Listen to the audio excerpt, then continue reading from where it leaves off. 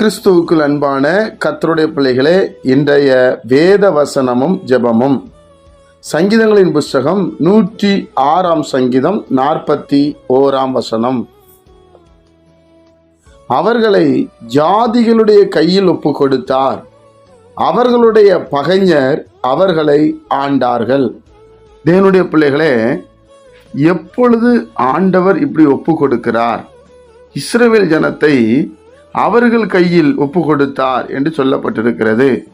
தேவனுடைய பிள்ளைகளே, எப்பெல்லாம் கர்த்தருக்கு பிரியமில்லாத காரியங்களை நாம் செய்கிறோமோ, இந்த 106 சங்கீதத்தை நீங்கள் வாசித்து பார்த்தா அவர்கள் செய்த தவறுகளை அங்கே எழுதியிருக்கிறார்.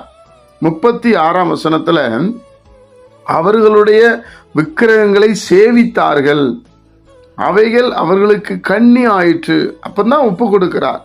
தேவனுடைய பிள்ளைகளே, இன்னைக்கு கர்த்தருடைய பிள்ளைகளாகிய நாம தேவனுக்கு பிரியமில்லாத எதை செய்தாலும் ஆண்டவர் பாருங்க மற்றவர்கள் கையில பாருங்க. அதுக்கு அடுத்த வசனம் 42 சொல்லுகிறது, அவர்களுடைய சத்துருக்கள் அவர்களை ஒடுக்கினார்கள். ஏன் ஒடுக்கப்படுகிறோம்? ஏன் நம்ம தாழ்த்தப்படுகிறோம்?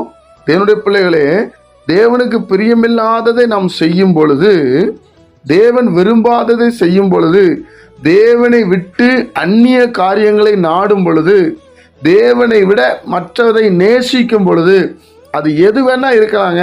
பிள்ளைகளா இருக்கலாம், மனைவியா இருக்கலாம், கணவனாக இருக்கலாம், ஆஸ்திகளாக இருக்கலாம், பெருமையா இருக்க, இதெல்லாம் தேவன் விரும்பாதது ஒன்று. தேவனுடைய பிள்ளைகளே, அப்போ இதுல கர்த்தருடைய பிள்ளைகள் ரொம்ப கவனமா இருக்கணும். கர்த்தருக்கு கொடுக்க வேண்டிய மகிமையும், கர்த்தருக்கு கொடுக்க வேண்டிய கனத்தையும், கர்த்தருக்கு கொடுக்க வேண்டிய புகழ்ச்சியும் வேற யாருக்கும் கொடுக்க கூடாது. அதுல ரொம்ப கவனமா இருக்கணும் தேவனுடைய பிள்ளைகளே. அப்படி நாம தவறினால் ஆண்டவர் நம்மளை பகைஞர் கையில கொடுத்துருவாரு, சத்துரு கையில கொடுத்துருவாரு. அவங்களுக்கு முன்பாக நம்ம ஒடுக்கப்படுவோம், தாழ்த்தப்படுவோம். இப்ப நீங்க எதுலையாவது ஒடுக்கப்பட்டு இருக்கிறீங்களா? எதுலாவது தாழ்த்தப்பட்டு இருக்கீங்களா? கவனிங்க, அதை சரி பண்ணுவோம்.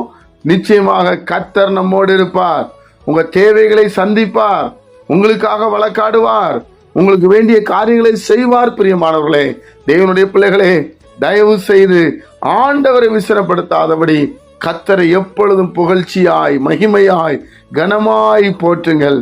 கர்த்தர் உங்களையும் நம்மையும் ஆசீர்வதிப்பாராக. ஜெபிப்போமா. பரிசுத்த பிதாவே, உம்முடைய குமாரன் இயேசுவின் நாமத்துல வருகிறோம். நாங்கள் பாவம் செய்ய பயப்படணும், மற்றவங்களை துர்ச்சமா பேசுவதற்கு பயப்படணும். ஏசப்பா, உங்களை விட்டுட்டு வேற எதையும் நாங்க பிடிக்க கூடாதப்பா.